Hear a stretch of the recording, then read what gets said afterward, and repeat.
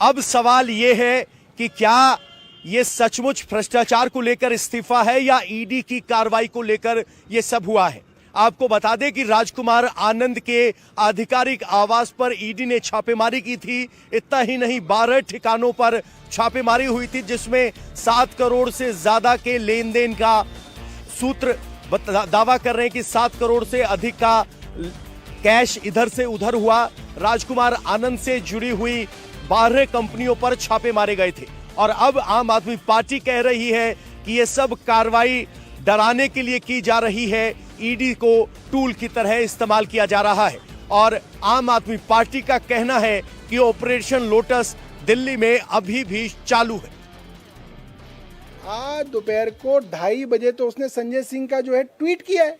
अब सोचिए, 2:30 बजे तक तो वो हमारी पार्टी के साथ थे, 1 घंटे बाद वो पार्टी के उलट चले गए। आप देखिए, उसका समझिए, नवंबर में उनके यहाँ ईडी का छापा पड़ा, 23 घंटे ईडी उनके कई ठिकानों पे रही, उनसे खूब पूछताछ की। उसके बाद कई बार उनके ऊपर जो है उनको सम्मन दिया गया, उनको बुलाया गया। दबाव में थे, परेशान थे, अक्सर कहते थे कि यार मैं थोड़ा सा एक्टिव होता हूँ, मेरे पास फोन आ जाता है।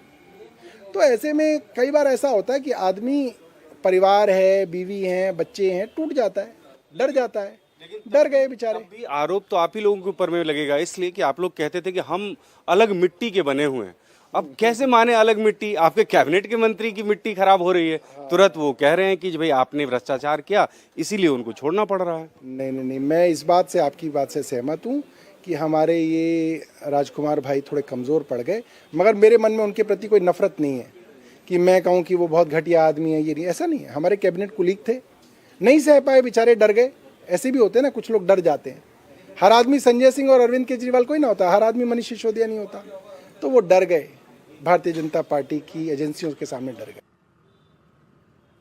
तो कह रहे हैं कि वो डर गए, यानी आम आदमी पार्टी आरोप लगा रही है कि हमारे विधायकों को डराया जा रहा है। भास्कर, सबसे बड़ा सवाल यह है कि अगर दबाव बनाया जा रहा है, डराया जा रहा है, तो आम आदमी पार्टी के विधायकों को एकजुट कौन रखेगा? संजय सिंह उस भूमिका में नजर आ रहे हैं या सुनीता केजरीवाल? सुनने में आया है कि बैठकों का दौर जारी है।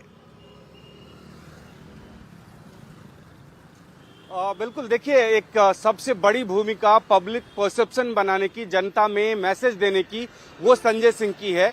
संजय सिंह पार्टी के सबसे मजबूत आवाज में से एक हैं और वो भूमिका वो तब से निभा रहे हैं जब से वो जेल से बाहर आए। लेकिन ये भी महत्वपूर्ण है कि पहली बार कल ऐसा हुआ कि आम आदमी पार्टी के सीनियर नेताओं की बैठक हुई, लोकसभा चुनाव प्रचार को लेकर बैठक हुई और उस प्रचार के लिए जो बैठक हुई थी उसमें सुनीता केजरीवाल पहली बार आई।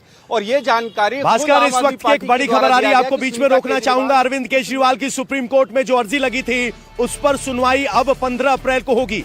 आपको बता दें कि अरविंद केजरीवाल ने ईडी की गिरफ्तारी और ईडी की कार्रवाई को गैरकानूनी बताते हुए उसे चुनौती दी है।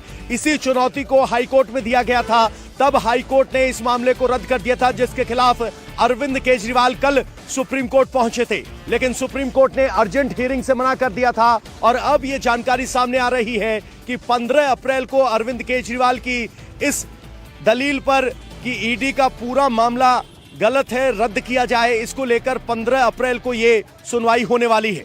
आपको एक बार फिर बता दें कि अरविंद केजरीवाल ने दिल्ली हाई कोर्ट के खिलाफ सुप्रीम कोर्ट का दरवाजा खटखटाया था कल, जिसमें अर्जेंट हियरिंग की मांग की गई थी, लेकिन अर्जेंट हियरिंग तो नहीं हुई। लेकिन अब अरविंद केजरीवाल को 15 अप्रैल की तारीख मिली है, यानी 15 अप्रैल को अरविंद केजरीवाल की उस याचिका पर सुनवाई होगी जिसमें अरविंद केजरीवाल ने कहा था कि ये पूरी ईडी की कार्रवाई गैर कानूनी है, जिस तरीके से सम्मन दिया गया। और अब दिक्कत यह है कि अरविंद केजरीवाल की इस सुनवाई 15 तारीख को होगी।